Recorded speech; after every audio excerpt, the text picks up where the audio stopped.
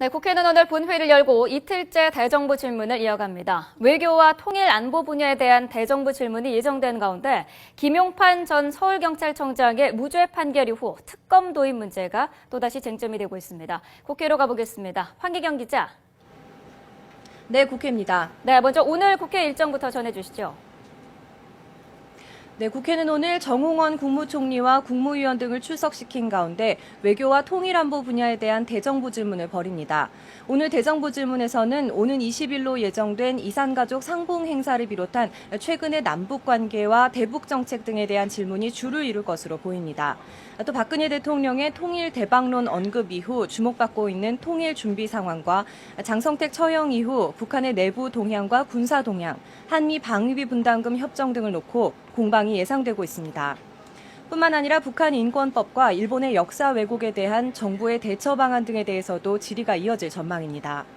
이런 가운데 지난주 김용판 전 서울경찰청장에 대한 1심 무죄 판결로 재점화된 특검 도입 주장과 민주당이 제출한 황교안 법무부 장관에 대한 해임 건의안 등도 도마 위에 오를 것으로 보입니다. 오늘 대정부 질문 대상 기관에 국정원과 국방부, 군사이버사령부 등 대선 개입 의혹을 받고 있는 기관들이 다수 포함된 만큼 민주당 측의 특검 당위성을 주장하는 입장과 새누리당의 반박 입장이 첨예하게 맞설 것으로 보입니다. 네, 이와 관련해서 오늘 여야 지도부 회의에서는 어떤 발언들이 나왔습니까?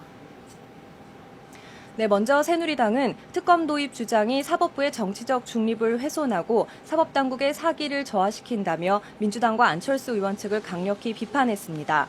황우여 대표는 오늘 최고위원회의에서 특검은 쇄신과 새정치에 맞지도 않을 뿐만 아니라 민주당과 안철수 의원 측이 지방선거를 앞두고 정부를 압박하기 위한 야권연대 노림수를 펴고 있다는 비판이 있다면서 야권은 사법부 흔들기를 포기하고 민생국회의 성공을 위해 협조하라고 촉구했습니다.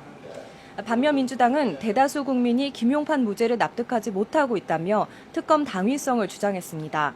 김한길 대표는 지난 주말과 휴일 강원도와 영남권을 순방하면서 가장 많이 들은 소리가 김용판 무죄는 황당하고 어처구니 없다는 말이었다면서 특검을 통해 진실을 규명하고 과실에 대해서는 책임자를 엄벌해야 한다고 강조했습니다.